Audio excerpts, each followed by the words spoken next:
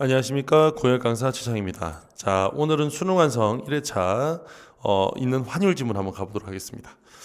이 지문은 지문 자체도 어렵고 배경 지식도 또 필요한데 그것도 또 사실 쉽지 않고 게다가 지문도 너무 길고요.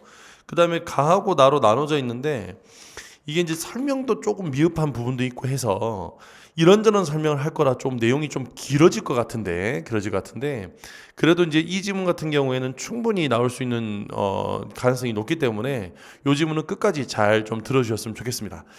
자, 그럼 26번 31번에 있는 환율 지문 한번 가보도록 하죠.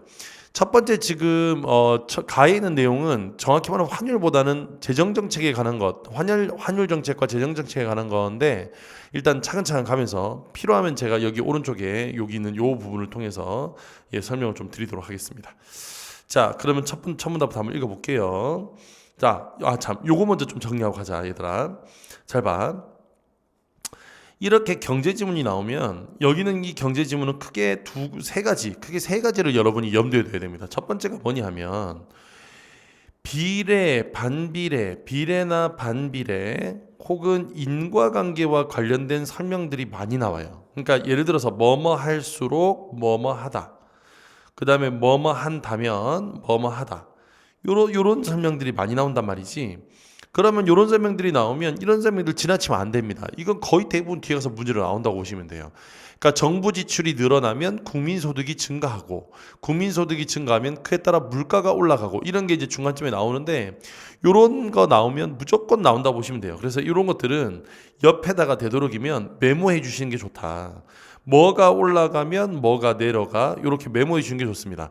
지금 아마 이제 영상 보시는 친구들 약간 에코 비슷하게 들어갈 것 같은데 지금 여기 빈 강의실에서 저희가 촬영하고 있는 중이라서 소리가 약간 울리는 점은 좀 감안해서 들어주시기 바랍니다. 제가 이렇게 따로 스튜디오 같은 데서 이렇게 촬영을 하면 소리가 좀 덜 날 텐데 제가 이제 시간 나는 대로 틈틈이 지금 촬영을 하고 있기 때문에 빈 강의실 촬영하다 보니까 소리가 울린다는 점 좀 죄송하지만 어쨌든 좀 꼭 감안해서 들어주시기 바래요. 어쨌든 뭐가 올라간 뭐가 내려간다 이렇게 이런 정도로 좀 정리를 해주는 게 좋겠다. 무슨 말인지 알겠죠? 이런 걸 정리해 주는 게 좋겠다. 자, 그다음 두 번째 계산에 대한 설명이 나오면 되도록이면 이 계산에 대한 설명은 옆에다가 계산식으로 적어서 마찬가지로 메모해 준다. 이때 계산식으로 적을 거면 되도록이면 분수식으로 적는 게 좋을 것 같아요. 분수식으로 적는 게 그래야 인과관계를 정확하게 파악할 수 있거든요. 그래서 요런 거 좀 해주는 게 좋겠다. 그 다음에 세 번째, 여기는 이 경제 지문은 어쨌든 배경식이 필요합니다. 어쩔 수 없어요. 배경 지식이 매우 중요하다. 그래서 이건 평상시에 여러분이 대처를 좀 할 때 미리미리 요와 같은 내용들은 조금 숙지를 하고 인과관계는 조금 파악하고 있으면 아무래도 매끄럽게 좀 이해할 수 있을 것 같아요. 무슨 말씀인지 알겠죠? 자, 그러면 요거 가지고 지금부터 차근차근 한번 읽어보도록 하겠습니다. 자, 가지문입니다. 외국과의 무역 및 자본 이동이 자유로운 개방 경제에서는 고용, 성장과 같은 대내 거시 경제 변수뿐만 아니라 경상수지와 같은 대외 거시 경제 변수도 정부의 경제 정책의 중요한 변수이다. 이때 경상수지란 단어가 나왔어. 한 국가가 상품과 서비스를 추출하여 벌어들인 외화와 외국의 상품과 서비스를 구입하기 위해 지급한 외화의 차이를 말하며, 자, 잘 봐라. 한 국가가 상품과 서비스를 수출하여 벌어들인 외화, 포인트는 수출이지. 그 다음 외국의 상품과 서비스를 수입하기 위해 지급한 외화의 차이, 요거야. 그러면 경상수지는 식으로 바꾸면 수출액 마이너스 수입액이 되겠네. 그러면 경상수지가 좋다는 얘기는 수출이 늘었다는 거니까 좋다고 볼 수 있겠죠. 그 다음에 경상수지가 마이너스라는 얘기는 수입이 늘었으니까 안 좋다는 얘기가 되겠네. 우리 수출을 좋은 거라고 보자면 무슨 말인지 알겠죠? 그렇게 보자는 거야. 반드시 수출이 좋은 것만은 아니에요. 어쨌든 그렇다는 얘기야. 지급한 외화보다 벌어들인 외화가 많은 경우를 경상수지 흑자. 그러니까 여기서 경상수지 흑자라는 것은 뭐가 많아져? 수출이 많아진 경우를 이야기하는 거겠죠. 그 다음에 적은 경우를 경상수지 적자. 그럼 얘는 수입이 많아진 거네. 요거라고 부른다. 개방경제 내에서는 대내 균형은 국민소득을 완전 고용 국민소득 수준으로 유지하는 것에 해당하며, 자, 대내 균형이야, 균형. 그러면 대내 균형이 되는 건 국민소득을 완전 고용 국민소득 수준으로 유지하는 것에 해당한대. 즉 완전 고용 국민소득이란 것은 뭐냐면 결국에 나라에 존재하는 모든 노동과 모든 자본이 다 생산을 통해 투입되는 걸 이야기하는 거야. 빈 거 없이 모든 사람이 모든 생산에 다 투입되는 거, 이런 거에 해당하며, 대외 균형은, 자, 대외 균형이야. 수출에서 수입을 뺀 순수출을 0으로 유지하는 것, 이게 대외 균형이라 된답니다. 그래서 경상수지 균형을 달성하는 것에 해당이 돼요. 자, 이제 요게 이제 균형이었어. 하나는 완전 고용 국민 소득이 되는 거고, 하나는 이렇게 그 수출의 수입을 뺀 게 0이 되는 겁니다. 이때 정부의 거시경제 목표, 정책 목표가 대내외 균형을 동시에 달성하는 것이라고 하자. 자, 대내외 균형이에요. 그러면 아까 했던 것처럼 이 두 개가 돼야 돼. 그러면 정부 지출을 증가하는 확장적 재정 정책은 국민소득을 증가하는 동시에 순수출을 감소시키는 효과를 유발한다. 자, 먼저 여기서 확장적 재정 정책이라는 게 나왔어요.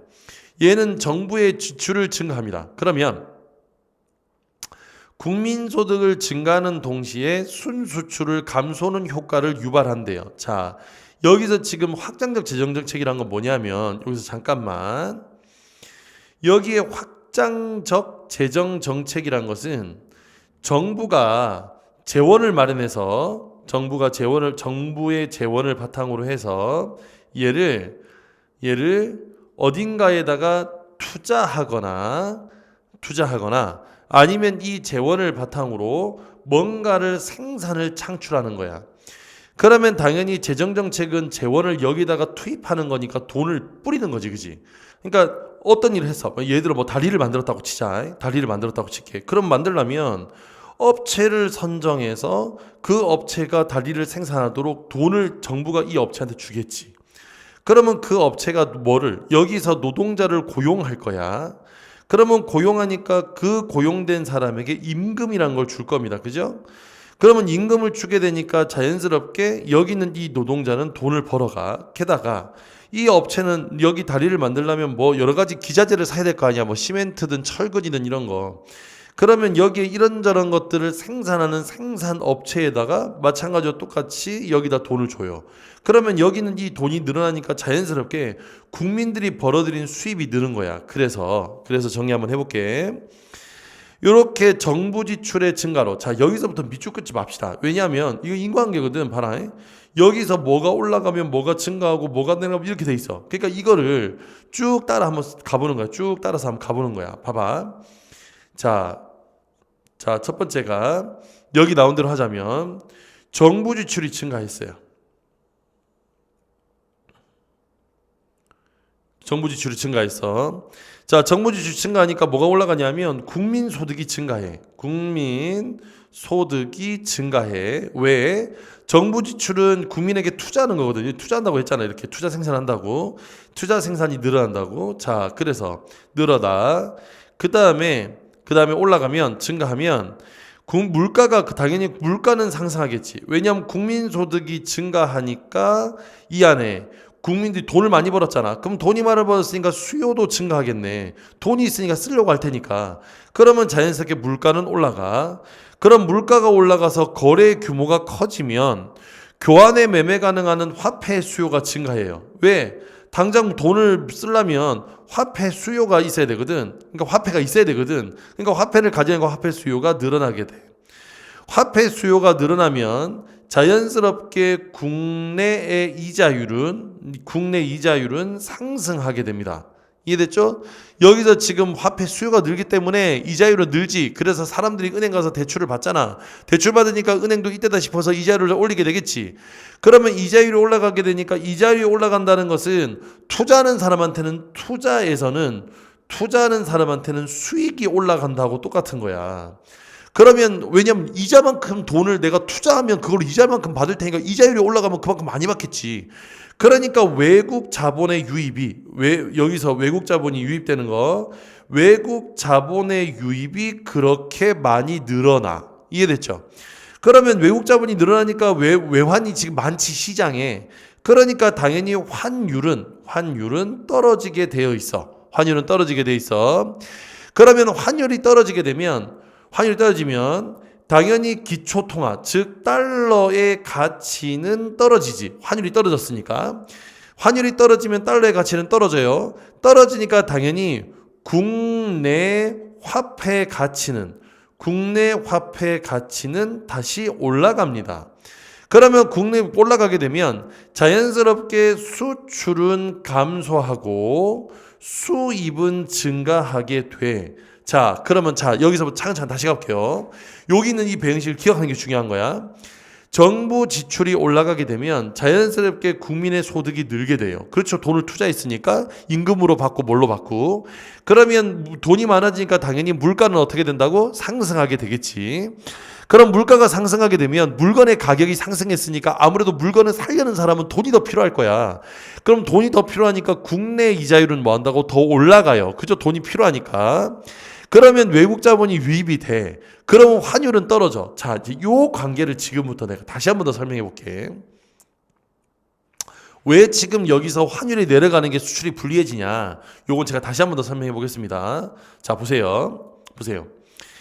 예를 들어서 1달러에 1,000원 하는 물건이 있었어. 지금 여기서의 가정은 뭐냐면 다른 건 아무것도 하지 않고 오직 환율만 가지고 무역을 한다고 칠게요. 알겠죠? 환율만 가지고 무역을 한다고 칠게. 자, A라는 사람이 있어. A라는 이거 한국이야, 한국. 한국의 A라는 제품이 1,000원이라고 합시다. 이해됐죠? 그러면 여기는 이 1,000원짜리 물건을 여기는 미국이라 할게. 미국에다가 수출하는 경우는 다른 뭐 운송비라든가 뭐라든가 엄청 붙겠죠. 뭐 관세, 뭐 세금 이런 거 붙겠지만 일단 환율만 가지고 보면 1,000원짜리 물건은 미국에서 1달러에 판매가 돼야 됩니다. 이걸 이제 구매력 평가설이라고 하는데 일물일가의 법칙이야. 그러니까 하나의 물건은 하나의 가격을 가져야 되는 거야. 1,000원짜리 물건은 1달러예요. 자, 대신 미국에서 B라는 제품이 있다고 칠게. 이건 A라는 제품이 있고 얘는 B라는 제품이 있어. 이 B라는 제품의 가격도 1달러야. 그러면 여기는 이 B라는 제품을 그대로 한국에다 팔면 마찬가지로 1,000원짜리 물건이 됩니다. 이해됐죠? 그러니까 우리나라 물건 1,000원짜리는 미국에서 1달러짜리 미국의 물건은 우리나라에서 1,000원. 여기까지는 다 이해했죠? 환율에 따라서 가격을 결정하면 이렇게 돼. 자, 그런데 그 사이에 1달러가 800원이 된 거야. 환율이 내려가서 800원이 된 거야. 지금 환율이 하락한 경우를 얘기하는 거니까. 그러면 생각을 한번 해보자고. 봐봐. 여기서 1달러와 1,000원이 원래 이꼴이었어. 같은 가치였다고.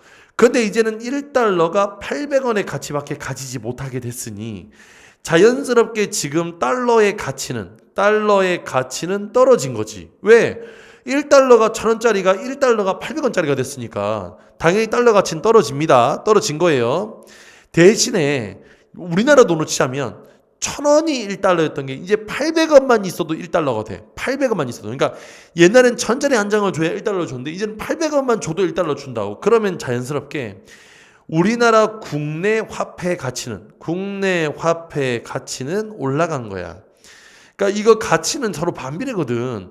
예를 들어 한쪽의 가치가 내려가면 반대쪽 가치는 올라가는 겁니다. 그죠? 그러니까 달러의 가치가 내려가니까 국내 화폐 가치는 올라간다고. 여기까지는 다 이해했죠? 자, 그러면 이제 이 상황에서 잘 봐. 자, 이 상황에서야. 요 상황에서 A라는 물건. 자, 이거 한국에 있는 물건이라 그랬어. 한국에 있는 A라는 물건이 원래는 1,000원이었어. 아까도 1,000원이었잖아. 1,000원. 왜냐하면 바뀔 리가 없잖아. 한국에서 판매되는 거니까. 요거를 그대로 미국 가서 판다고 칩시다. 알겠죠? 요걸 그대로 미국 가서 팔면 잘 생각해봐. 아까 전엔 1달러에 1,000원이니까 1,000원이 1달러가 된 거야. 그런데 지금은 1달러에 800원이니까 반대로 얘기하자면 800원이 1달러야. 그런데 여기는 제품의 물건의 가격은 1,000원이 됐으니 당연히 지금 미국에서는 800원이 1달러인데 1,000원이 됐잖아. 그럼 800원이 1달러인데 1,000원이니까 미국에서는 1.2달러 정도의 판매가 되겠네. 이해가 됐어? 가격이 올라가야 되잖아. 800원이 1달러니까 1,000원은 1.2달러 되겠네. 그러면 아까 전에 지금 기존의 1달러가 1.2달러로 가격이 이렇게 올라가. 그러면 당연히 수출은 뭐 한다고? 그렇지. 줄어들게 되겠지. 비싸졌는데 누가 사냐고. 다시 한 번 더. 모든 물건은 수요와 공급의 법칙입니다. 가격이 비싸지면 사려는 사람이 줄어요. 이해됐죠? 그러니까 여기서 1,000원짜리 물건이 1.2달러에 판매가 되니까 자연스럽게 가격은 어떻게 된다고? 올라가니 수출은 어떻게 된다고? 내려가게 돼. 자, 반대로. 자, B라는 물건이 있어. 이건 미국 제품이야. 이 제품은 원래 1달러였다고. 그러면 1달러가 요렇게 A로 오면, 자, 원래 1달러는 1,000원이었어. 그러면 우리나라 들어와서 1,000원에 판매됐어야 되는데, 이제는 1달러가 800원 밖에 되지 않으니까 가격이 800원으로 싸지는 거야. 이렇게 싸지는 거야. 이해가 됐죠? 그러면 가격이 저렴해지니까 당연히 수입에 대한 물량은 커지겠네. 지금 무슨 말인지 돼? 왜냐하면 가격이 뭐해졌으니까, 싸졌으니까. 그래서 국내 화폐 가치가 올라가면, 지금 여기 보이죠? 이렇게, 아이고. 이렇게 국내 화폐 가치가 올라가면 수출은 떨어지고 수입은 올라가게 돼 있는 거야. 지금 이거 다 이해했죠? 이거 다 이해했지? 오늘 이 글은 이게 포인트야. 이게 핵심이야. 이해가 됐어? 이게 핵심이야. 자, 다시 한 번 더. 정부가 지출을 늘리게 되면 자연스럽게 국민소득이 올라갑니다. 국민소득이 올라가면 물가는 올라가게 되고 화폐 수요 또한 올라가게 돼요. 왜? 물건을 많이 사려고 하니까. 물가가 올라갔으니까 물건을 사려면 돈이 비싸진 거야. 그러니까 화폐 수요도 늘어. 그러면 수요가 느니까 당연히 이자율도 올라가게 돼. 이자율도 올라가니까 당연히 외국의 자본도 유입이 되는 거야. 왜? 한국에 오면 이자율이 높더라. 그러면 외국에서 당연히 우리나라에 투자를 하지. 그러면 그렇게 되면 외국 자본의 유입이 커지기 때문에 환율은 줄어들게 되고, 환율이 줄어들게 되면 지금 보신 바와 같이 수출은 불리하고 수입은 좋은 거야. 이해가 됐죠? 자, 여기까지 다 무슨 말인지 이해가 됐습니까? 자, 이제 그런데야. 기존의 경제 상태가 경기 불황에 경제 수지 적자가 결합된 경우라면, 자, 봐라. 경기 불황에 경제 수지 적자가 결합된 경우야. 아까 했던 것처럼 확장적 재정 정책을 쓰게 되면 국민 소득은 증가하지만 순수출을 감소시키는데, 이때 기존 경제 상태가 경기 불황에 경기 수지 적자가 결합된 경우라면 재정 정책만으로 대내외 균형을 실현할 수 없는 문제가 발생을 해. 왜 그런 문제가 생기죠? 자, 다시 한번 생각해 볼게. 자, 여기서 봐라. 경기 불황에 이렇게 경제 수지 적자가 결합된 경우라면 재정 정책만으로는 이게 균형을 실현할 수 없는 이유가 앞에 나왔어. 여기서 지금 재정 정책을 쓰게 되면 여기서 경기 불황은 줄일 수 있어요. 그러면 경기에 대한 불황은 최소화시킬 수 있어. 자, 그런데 문제는 이거야. 재정 정책을 쓰게 되면 아까 뭐라 그랬죠? 결론은 수출은 줄고 수입은 늘어. 즉 다시 말하면 경상수지 적자가 훨씬 더 심각해지겠네. 경상수지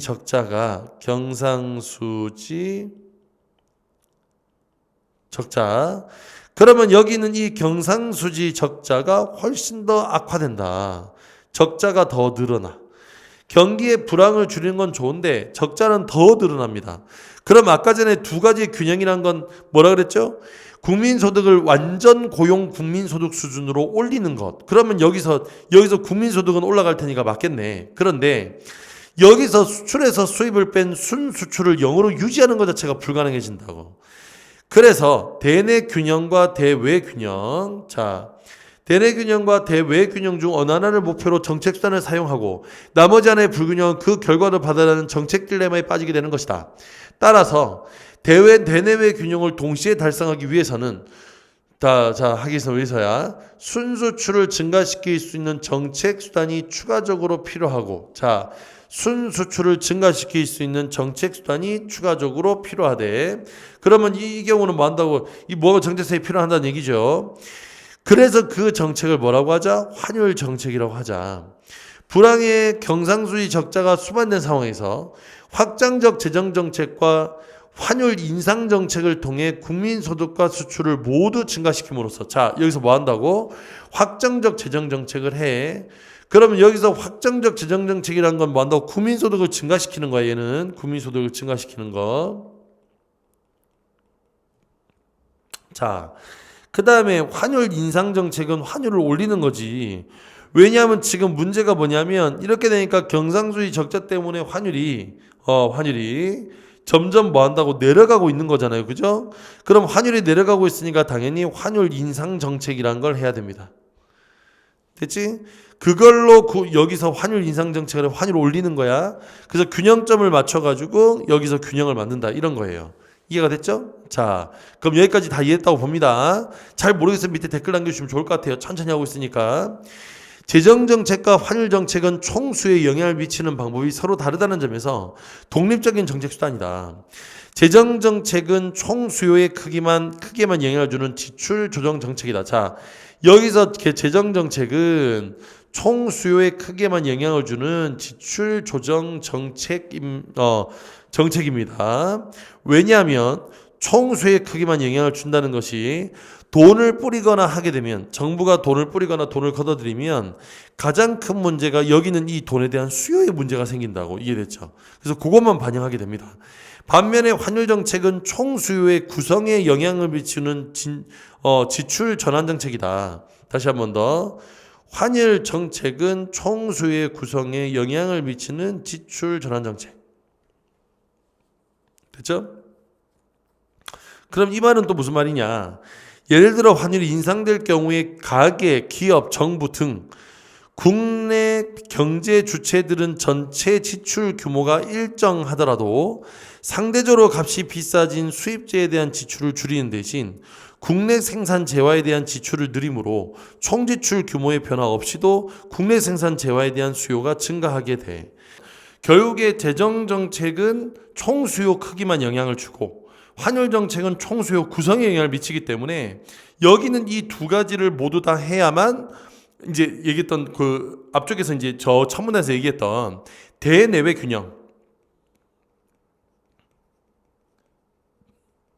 균형이 이루어진다는 거야. 그러니까 이게 무슨 말이냐면 자, 잘 들어봐. 아까 전에 얘기했던 게 확정적 재정 정책을 하게 되면 여기서 확정적 재정 정책을 한다 그랬죠. 그러면 국민 소득은 증가시키고 순수출을 감소하는 이런 효과가 나타난다고. 근데 순수출을 감소하는 효과는 중간에 환율 얘 때문에 생기는 거야. 이 친구 때문에. 여기는 이 친구 때문에. 그러니까 여기서 지금 뭘 하자는 거냐면 환율 정책을 사용하자 이거예요. 그러면 여기서 환율 정책을 사용하게 되면 자연스럽게 국민 소득도 올라가고 환율도 인상이 되니까 둘 다 어떻게 된다고? 대내외적으로 균형이 이루어진다는 거야. 이해가 됐죠? 균형이 이루어진다는 거야. 자, 다 됐지? 자, 요게 지금 앞에서 했던 얘기입니다. 정리하면 이렇게 돼요. 그러니까 정부가 지출을 늘리는 확정적 재정 정책을 쓰게 되면, 이게 재정 정책이니까 하게 되면 결론적으로 환율이 내려가서 문제가 생기는데, 이때 환율 정책을 쓰게 되면 자연스럽게 균형이 만들어진다는 게 이 앞에 있는 가의 내용인 거예요. 이해가 됐죠? 두 개가 모두 필요하다 이런 얘기다. 자, 그럼 나지문 갑니다. 나지문. 제2차 세계대전 이후 성립된 브레턴 우즈 체제는 금 환본위제이면서 조정 가능한 고정환율제라는 특성을 가지고 있었다. 자, 여기서 고정환율제란 말이 나와요. 우선 금 1온스당 35달러로 달러의 금 태환을 보장하고 각국 통화의 가치를 달러화에 고정했다. 이를 통해 제1, 2차 세계대전 사이에 변동환율제에서 벌어졌던 각국의 경쟁적 평가 절하와 이로 인해 국제 통화 질서에 대한 불안정을 막으려 했다. 아따 어렵네. 자, 그래서 다시 한번 정리 한번 해보자. 여기서 지금 고정환율제를 했다는데, 왜냐하면 그전에는 변동환율제였대. 그러니까 변동환율제는 뭐냐면 환율이 변동되는 거야. 그러면 아까 전에 다시 한번 가볼게. 환율이 만약 변동에 대해서 환율이 내려간다고 치자, 알겠죠? 그럼 환율이 내려가게 되면, 자, 환율이 내려가게 되는 거야. 그러면 달러의 가치는 같이 내려오겠지. 그러면 자국 화폐의 가치는 반대로 올라가겠죠.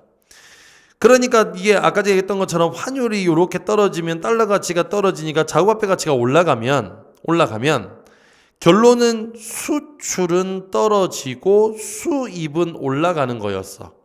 맞아? 아까 내가 얘기했잖아. 1달러에 1,000원 하던 게 1달러에 800원이 되면 1달러에 800원이 되면 자연스럽게 여기는 이 물건 한국에 있는 1,000원짜리 물건 A가 원래는 1달러로 판매가 돼야 될 것이 800원이 1달러가 되는 바람에 1.2달러에 판매가 되면서 수출의 수요는 줄어들게 된다. 이해가 됐죠? 가격이 비싸졌으니까. 대신에 1달러 하던 물건이 이렇게 가면 한국에서 원래는 1,000원 해야 되는 것인데 1,000원이 아니라 800원이 됐으니까 800원이 된다고. 그러니까 당연히 수입은 증가하게 돼. 그러면 당연히 나라의 전체적인 경제 수지는 어떻게 돼? 적자가 되겠지, 적자. 수입이 늘었으니까. 자, 여기까지 무슨 말인지 이해되죠? 그러면 자, 잘 봐라. 이전에 환율 변동제 있을 때 각국의 경쟁적 평가절하라는 건 무슨 말이냐면, 경쟁적 평가절하라는 것은 자국 화폐의 가치를 평가절하하는 거야. 그럼 어떤 문제가 생기냐? 자, 요거의 반대잖아. 이거의 반대. 자국의 화폐 가치가 평가절하를 하게 되면 자연스럽게 반대되는 달러의 가치는 올라갑니다. 내가 이거 반비례라 그랬지, 그지? 그러면 환율은 올라가게 되겠네.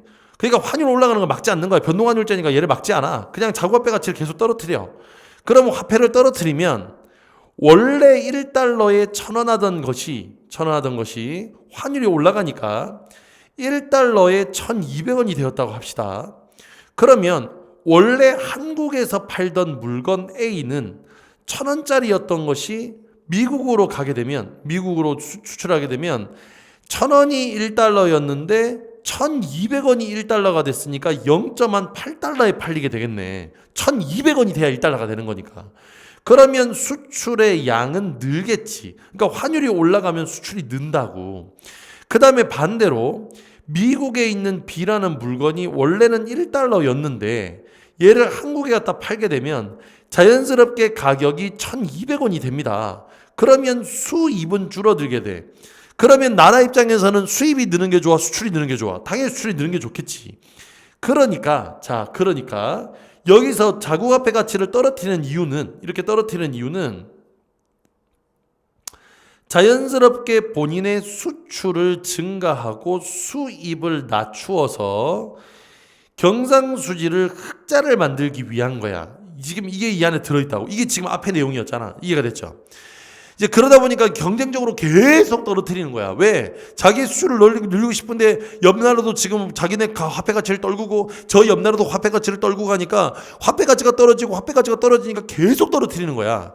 그래서 이로 인한 국제통화 질서의 불안정을 막으려 했던 것이다. 결국에 고정환율제를 한 것은 이런 지금 불균형, 이런 국제통화 질서의 불균형을 막으려고 했던 것입니다. 이해가 됐죠? 반면 일시적 구조적인 경상수지 불균형을 해결하기 위한 환율 조정이 허용되었다. 자, 고정환율제를 하되 대신에 요거를 조금 러프하게 하기 위해서 요거 첫 번째 고정환율제 하고 환율 조정을 허용했어요. 경상수지 적자를 해소하기 위한 환율 인상을 허용함으로써 환율을 유지한 채 경상수지의 균형 회복을 위해 모든 부담을 각국의 국내 경제가 지게 되는 사태를 막으려고 했어요. 그러니까 여기서 환율을 만일에 고정해버리면, 자, 환율을 고정했어요. 환율을 고정한다 그랬으니까. 그러면 이렇게 되려면 경상수지의 균형 회복을 하려면 자연스럽게 물건의 가격을 어떻게 해야 돼? 물건의 가격에 변동을 줘야 된다고. 그러니까 이거 국내 경제가 크게 문제가 생기겠죠. 맞잖아. 여기서 지금 문제가 되는 게 여기는 이 물건이 요렇게 넘어가고 여기는 물건이 요렇게 넘어와서 지금 불균형이 생긴 게 문제인 거잖아. 그러면 여기서 지금 이걸 균형을 허용하려면 미국에 여기는 이 물건을 오히려 할인을 해주면 손해고 여기는 이걸 상승시켜도 손해고 이런 여러 가지 문제가 있는데 그 문제를 막으려고 이렇게 했다는 거야. 이해가 됐죠? 지금 여기까지 다 이해됐습니까? 두 가지인 거야. 고정환율제와 환율 조정을 허용했답니다. 제1차 세계대전 이전의 금본위제 하에서는 고정환율을 통한 국제통화 질서의 안정이 최고의 목표였으므로 경상수지 불균형은 전적으로 국내 가격의 변동으로 해결했었다. 따라서 동그라미. 근본이제 하에서는 국제 통화 질서의 안정은 보장되었지만 국내 통화 정책의 자율성은 존재하지 않았다. 경상수지 적자국의 경우 적자만큼 통화 혹은 금이 유출되므로 국내 경제의 통화량이 줄어들고 그만큼 상품 및 노동의 가격이 떨어지게 된다. 따라서 값싼 임금과 원자재를 기반으로 경쟁력이 회복되며 그 결과 수출이 증가하고 수입이 줄어들어 경상수지 균형을 회복하게 된다. 반대로 경상수지 흑자국의 경우 그만큼 통화량이 증대되어 가격이 인상하고 이는 곧 경쟁력의 저하로 귀결된다. 즉 수출이 줄고 수입이 늘어나게 되어 경상수지 흑자가 사라지게 된다. 이처럼 경상수지에 따라 국내 통화량과 국내 가격이 변동되기 때문에 근본위제 고정환율제 하에서는 국내 경제를 관리하기 위한 통화정책의 자율성은 존재하지 않게 돼. 왜? 회복을 하려면 이렇게 가격의 변동을 만들어야 된다고. 그러니까 여기서 상품 및 가격을 떨어뜨리고 막 그걸 때문에 경쟁력이 다시 회복되고 오히려 여기에서 지금 가격이 막 인상시켜서 그래서 이렇게 만들어서 하게 되는 거니까 여기는 지금 이 가격은 내가 조절하고 싶다고 조절하고 싶은 게 아니라 환율을 지금 현재 균형을 유지하려면 자연스럽게 가격의 변동이 생겨버린다 이거야. 그래서 통화 정책을 함부로 사용할 수가 없어요. 왜냐하면 그렇게 되면 가격이 또 다시 변동이 되기 때문에 환율이 바뀌게 된다고. 그래서 고정환율제 하에서는 다시 환율을 일정 정도의 고정환율을 하기 위해서는 국내의 가격의 변동을 허용할 수밖에 없고 허용하려면 당연히 통화 정책 이런 것들은 함부로 사용해서는 안 되는 거예요. 이해가 됐죠? 요게 지금 여기 있는 이 두 번째 문단 내용이야. 브리턴 우즈 체제의 또 다른 요소는 극히 비자유주의인 국제 금융 질서이다. 브레턴 우즈 협정에서 고안된 국제 금융 질서는 국가 간 자본의 흐름을 통제하는 데 목적을 두었다. 자, 여기서 핵심은 뭐? 국가 간의 국제금융 질서는 국가 간의 자본의 흐름을 통제하는 데 목적을 뒀어요. 개별 국가들에게 자본의 유출입을 통제할 수 있는 권한을 준 것이다. 국제금융의 자유화를 억제시킨 근본적 동기는 연계된 자유주의를 구현하는 데 있었다. 첫째, 자본의 자유로운 국제적 이동은 거시 경제 정책의 장애로 작용할 수밖에 없었어. 그러니까 여기서 지금 하게 되면 거시 경제 정책, 여기서 거시 경제 정책이란 건 경상수지 같은 거야. 그런 것들을 하기에 장애로 작용할 수밖에 없었어요. 조세, 인플레이션 등을 피하기 위해 자본 유출이 일어날 경우 각국의 국내 경제 정책이 원만하게 작동할 수 없으므로 이를 막기 위한 강력한 자본 통제가 필요했던 것이다. 그러니까 결국에 이런 것들이 발생하면 일어날 경우에 각국의 국내 경제에 대한 완만한 작동이 있을 수 없으므로 이를 막기 위한 강력한 자본 통제가 필요했대요. 그래서 자본 통제를 하는 거야. 둘째, 자본의 자유로운 이동 하에서는 국제 통화 질서의 안정과 이를 기반으로 한 자유무역 질서가 위협을 받아 대규모 자본의 빈번한 이동은 환율 체제의 변동을 가져오게 되고 각국의 경상수지에 중대한 위협을 초래하여 결국 보호주의의 정치적 입장을 가중시킬 것이므로 다시 한 번 더 이런 자본은 이동하게 되면 환율이 변동이 되겠죠. 그럼 환율이 변동되니까 경상주의에 중대한 위협을 초래하게 되겠지. 그래서 정치적 압력을 지금 가중시킬 것이므로 국가 간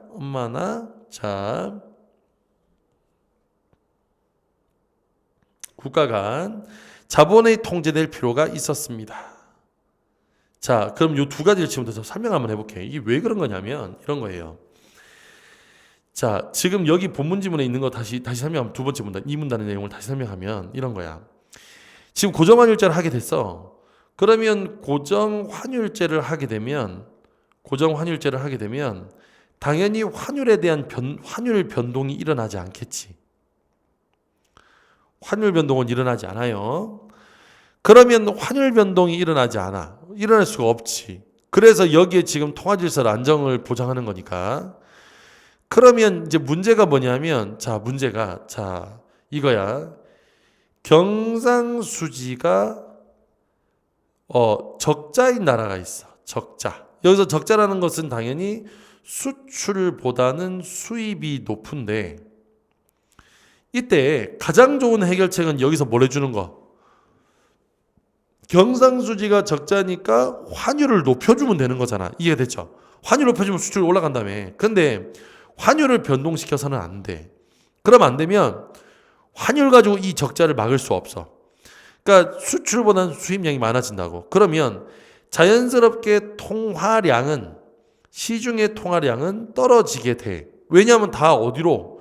국외로 유출되기 때문입니다. 알겠죠? 유출되기 때문이야. 그러면 통화량은 줄어들게 돼. 그러면 통화량이 줄어드니까 당연히 물가는 하락합니다. 이해되죠? 물가는 떨어지게 돼요. 그러면 물가가 떨어지는 거니까, 자, 물가는 떨어지게 돼. 그럼 물가가 떨어지냐? 임금도 하락하게 돼. 돈이 없으니까. 이해가 됐죠?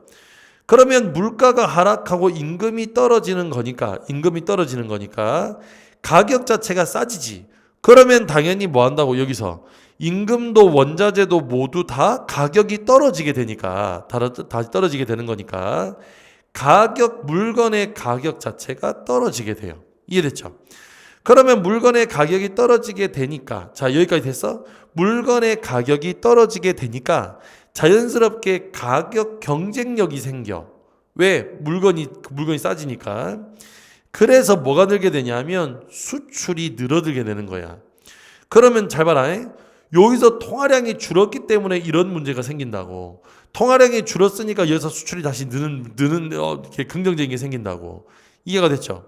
그러니까 지금 여기에다가 여기서 이 말은 무슨 말이냐면, 여기다가 이 통화량을 바꾸겠다고 예를 들어 여기다 재정정책을 집어넣어 버리면, 통화정책을 집어넣어 버리면, 통화정책을 사용하게 되면 다시 수출로 돌아오지를 못해요. 그래서 이거 자체를 원천적으로 뭔다고 사용할 수 없다 이거야. 그러니까 지금 이렇게 고정환율제를 쓰게 되면 아무리 적자가 나도 이런 정책을 쓸 수가 없다고. 자, 두 번째. 자, 마찬가지야. 이번에는 경상수지가 흑자가 된다고 하자, 알겠죠? 그러면 경상수지가 흑자라는 말은 수출이 수입보다 많아. 그러면 얘 역외인과관계니까 당연히 통화량은 어떻게 되겠어? 통화량은 늘겠지. 그러면 느니까 당연히 물건의 가격도 올라. 그 다음에 임금도 많이 주겠죠. 수출이 늘었으니까. 노동자 많이 고용해야 되니까 임금도 늘어. 그러면 자연스럽게 뭐 한다고? 물건의 가격은 인상이 돼. 가격은 인상이 돼요. 그러면 가격은 인상이 되니까 당연히 경쟁력이 저하돼. 가격 경쟁력이 저하된다고. 경쟁력이 저하되게 된다고. 그러면 가격 경쟁력이 줄으니까 당연히 뭐 한다고? 수출은 줄겠지. 대신 수입은 늘겠지. 그래서 결론적으로는 잘 들어봐. 그래서 결론적으로는 이렇게 되면 영의 균형이 맞춰지는 거야. 그러니까 이것도 이런 과정을 거치면 영의 균형이 맞춰질 때 함부로 여기는 이 통화량에 손을 대서는 돼? 안 돼? 안 돼. 그래서 결론은 뭐냐면 이렇게 고정환율제면 이게 결국에 거쳐서 원래 균형을 찾아가게 되는데, 원래 균형을 찾아가려면 당연히 여기서 통화정책이란 건 사용할 수 없는 거예요. 그러니까 통화정책을 사용하면 안 돼. 그래야지 이게 통화정책을 사용하지 않아야 균형으로 가는 거거든. 중간에 통화정책을 사용하게 하면 안 된다. 그래서 두 번째 문단은 이거야. 그래서 통화정책을 사용해서는 안 된다. 지금 이 얘기인 거야. 이해가 됐죠? 자, 그 다음 두 번째 2번. 자, 여기서 지금 이제 3문단이네. 3문단에 지금 여기에 국제금융질서가 국제 간의 자본 흐름을 통제하는 데 목적을 두고 있다는 이 말은 또 무슨 말이냐면 이런 거예요. 잘 봐라. 자, 예를 들어서 지금 이거 하게 되면 어쨌든 자본을 뭐 한다? 유출입이 생기죠. 그러면 지금 이렇게 아까 전에 얘기했던 것처럼 고정환율제를 사용하게 되면 여기는 있는 나라와 여기는 이 나라에, 여기는 나라와 여기는 나라에 돈들이 외부로 빠져나가. 그러니까 여기서 통화량이 늘고 통화량이 느는 이유가, 통화량이 줄고 통화량이 느는 이유가 결국에는 경상수지가 뭐 한다고? 이렇게 변동이 생긴다고. 경상수지에 변동이 생긴다고. 지금 내 말이 무슨 말인지 이해됐습니까? 경상수지에 변동이 생긴다고. 그래서 경상수지 요 적자와 흑자 때문에 지금 여기에 있는 이 변동이 생긴단 말이에요. 통화량의 변동이 생긴다고. 자, 그런데 만일에 지금 이렇게 해버리면 자본 유출 막을 수가 없게 돼. 그러니까 자본의 유출입을 자유롭게 해두면, 자, 똑같이 고정환율제야. 이렇게 고정환율제 상에서 만일에 자본의 유출입은 통제를 해야 된다는 입장인데 왜 통제를 해야 되냐면 여기서 그 자유로운 경제이동은 당연히 뭐 한다고 이게 돈이 막 왔다 갔다 하니까 그죠. 그러니까 여기서 왔다 갔다 하는 것 때문에 적자가 되기도 하고 흑자가 되기도 하고 돈이 있기도 하고 없기도 하고 막 인플레이션도 생기고 막 그런다고. 그러면 여기에 문제가 뭐냐면 이게 결국에 이 안에 있는 이런 그 정책 이런 것들이 시행이 될 수 없습니다. 그러니까 유출입을 자유롭게 내버리면 첫 번째가 만일에 여기서 자본 유출이 일어났어. 그러면 당연히 자본 유출이라면 경제 정책을 제대로 사용할 수 없죠. 왜냐하면 통화량이 줄는데 통화 정책 같은 거 쓸 수 없다고. 경제 정책을 할 수 없기 때문에 그래서 나라의 경제가 엉망이 돼. 그러므로 여기서 뭐 한다고? 자본 통제해야 돼. 이거 하나. 자본 통제해야 되는 거야. 그 다음에 두 번째가 뭐냐면 지금 요게 첫 번째고 요거 두 번째인데 두 번째가 뭐냐면 만일에 자본이 자유롭게 이동하게 한다 그러면 여기에서 지금 자본이 왔다 갔다 하게 돼요. 그러면 여기서 자본의 유출입은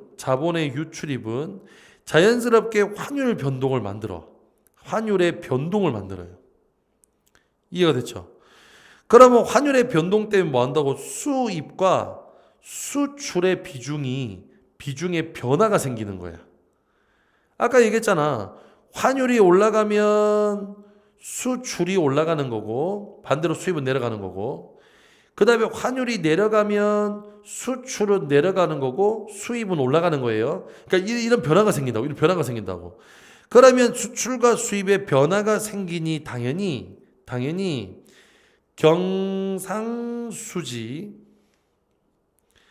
경상수지에 중대한 위협이 돼.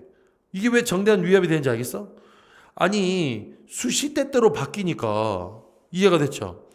그러니까 어쨌든 지금 수출을 해서 흑자를 남겨야 되는데 이 변화 때문에 어떨 때는 적자가 되고 어떨 때는 흑자가 되는데 그 폭이 클 수도 있는 거잖아. 그럼 나라가 망한다고. 그러니까 자연스럽게 위협이 되니까 뭐하냐? 보호정책을 하게 돼. 무역을 보호하게 된다고. 그러면 자유무역을 할 수 없어.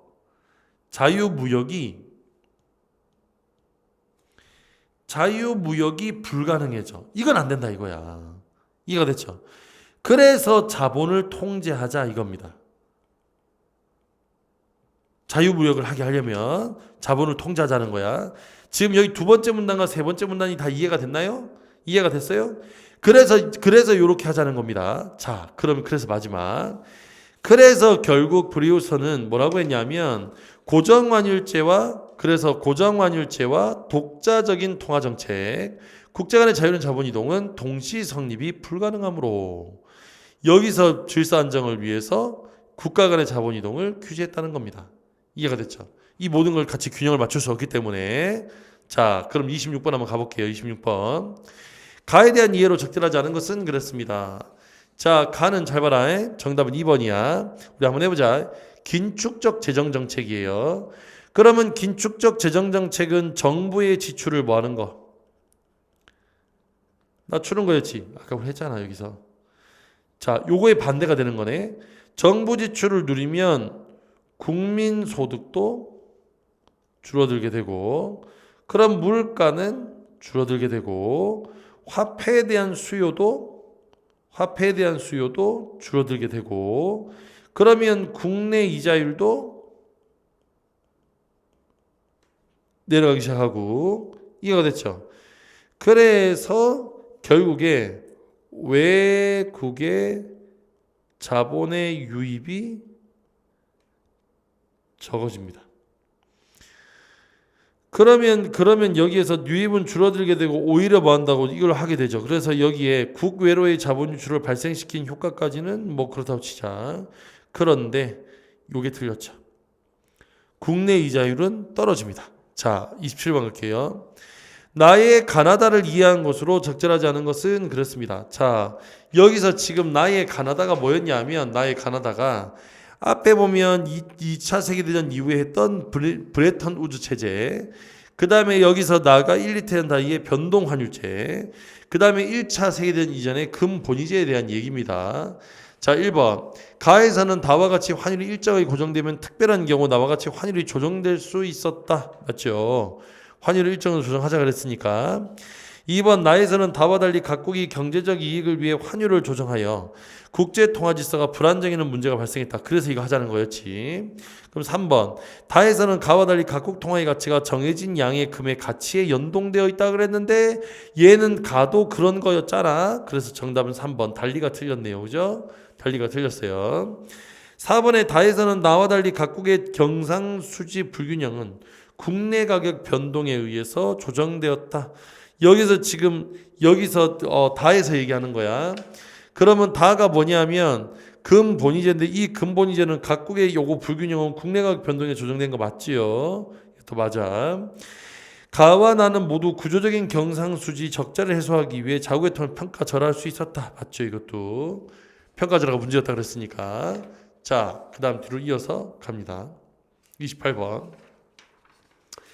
가와나를 참고할 때 기역 니은에 대해 문제가 발생한 이유로 가장 적절한 것은 그랬습니다.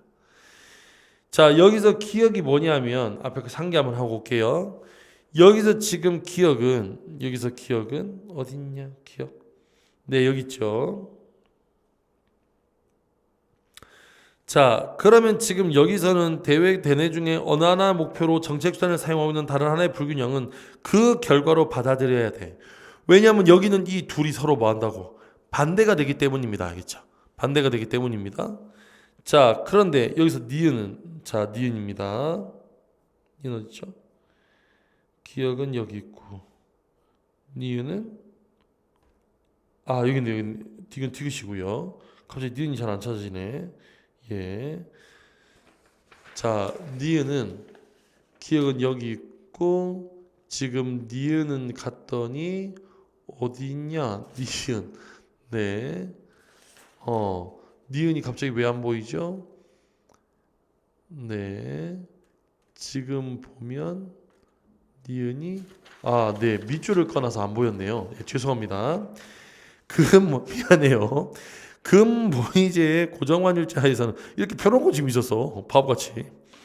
금 본위제의 고정환율제는 국가 경제를 관리하기 위한 통화정책의 자율성은 존재하지 않아. 왜냐하면 왜 통화정 자율성은 존재하지 않냐 하면 여기서 지금 나오면 여기 있는 이 통화정책은 이미 여기에 여기 국내 가격의 변동, 그래서 이 고정 환율제 안에서 모든 게 종속되어 있는 거지. 인과관계상 이걸 바꿔버리면 어디 갔어? 요걸 바꿔버리면 문제가 생긴다고. 자, 그래서 지금 요거 28번의 정답이 5번이 되는 건 보세요. 정책 수단이 대내와 대외에 상이한 영향을 미치기 때문에 지금 여기서 뭐 할 수밖에 없었어. 그래, 기억이 할 수밖에 없었어. 대내와 대외 균형은 대외와 대내 균형은 한쪽을 하게 되면 한쪽은 뭐 한다고 자해야 된다고. 그래서 상이한 영향 맞죠. 그 다음에 니은은 대내 경제 관리를 위한 정책 수단이, 자, 이거 뭐야? 이 정책 수단이 뭔데? 이게 통화 정책이지. 이 통화 정책이 대외 경제 상황, 이게 뭐야? 여기 있는 이게 바로 고정 환율이죠. 환율에 종속되기 때문입니다. 맞죠? 이게 일어나는 거니까. 그래서 정답은 5번이 돼요.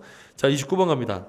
연계된 자유주의에 대한 설명은 정답은 4번이 정답이겠네.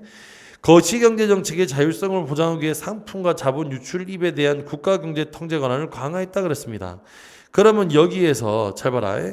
자본 유출입의 이거는 통제 권한한 거 맞아요. 상품은 통제한 적이 없어. 왜냐하면 얘는 기본적으로 자유무역이야. 자유무역인데 여기서 갑자기 상품을 통제한다? 이건 안 되죠. 그죠? 그래서 정답은 4번입니다. 자, 30번 불가능성 정의. 그래서 이제 이런저런 거 나오는데, 자, 한번 읽어볼게요. 불가능성의 정의에 따르면 소규모 개방 경제에서 독자적인 통화 정책과 환율 안정, 그리고 자유로운 자본 중 세 가지 목표를 동시에 달성할 수 없다. 예를 들어 정부가 통화량을 증가시키는 확장적 통화 정책을 실시하면 통화량 증가에 따라 국제 이자율이 인하되게 되고, 국제인하율에서 국내 자본 이자율 하면서 자본 유출이 발생하게 돼. 자본 유출 발생하게 되면 환율 상승을 억제하기 위해서 정부는 통화량을 줄일 수밖에 없게 되고, 이는 기본의 확장 재정 통화 정책을 상쇄하는 효과를 갖게 돼. 지금 이게 무슨 말인지 이해가 됐어? 이해가 됐니? 그러니까 원래는 통화량을 증가시키고 싶은데 통화량을 증가시키면 국내 이자율이 떨어져. 됐죠? 국내 이자율이 떨어져. 통화량을 증가시키면 이자율은 떨어집니다. 그러면 당연히 뭐 한다고? 자본 유출이 발생하게 되고, 그러면 여기서 환율은 올라가게 되고, 그래서 환율을 막으려면 뭐 할 수밖에 없고 통화량을 줄일 수밖에 없게 되고, 이걸 하려면 통화량을 줄여야 돼. 그래서 그러므로 이렇게 정책이 서로 모순된다 이겁니다. 알겠죠? 다 됐습니까? 그러면 결국에 여기서 지금 만약에 자유롭게 해버리면 통화정책은 고정환율에 편입돼서 그걸 유지하는 데만 사용해야 되는 거니까 정답은 4번입니다. 1번의 자본의 유출입을 통제해야 환율이 변하는 상황에서도 통화정책의 자율성을 유지할 수 있다 그랬는데, 여기서 자본의 유출입을 통제해서 환율이 변화하는 상황이면 이렇게 환율이 변하는 상황에서도 국가의 자율성을 정책을 유지할 수 있다 그러면 안 되죠. 일단 자본의 유출입을 통제해야 환율이 변하는 상황에서 그런데 자본의 유출입을 통제하게 되면 환율은 변하지 않습니다. 이해가 됐죠? 환율은 변하지 않아요. 그래서 이거 안 돼. 2번 국가 간 자본 이동을 전제한 상태에서는 통화정책의 자율성과 안정적인 환율 운용을 모두 표기해야. 자, 여기에서 모두 포기한대요. 그런데 통화정책의 자율성을 하려면 안정적인 환율 운동, 환율 그 운용, 요거 하나만 하면 모두 포기는 아니고 하나만 포기하면 돼. 서로 모순되는 거니까. 이해가 됐습니까? 그 다음에 3번은 여기에서 지금 이거 환율 변화에 의해서 상쇄가 되는 게 아니라 환율 변화를 막으려 하다가 상쇄가 되는 거야. 이해가 됐죠? 막으려 하다가. 이것 때문에 상쇄되는 게 아니고요. 그 다음에 5번에 통화정책이 유발한 환율 변동을 억제하기 위해 정부가 외환시장에 개입하는 경우 국내 이자율의 변동성이 더 커지기 때문에. 자, 커지는 게 아니죠. 여기서 외환시장에 개입해버리면 이율은 원래의 수준.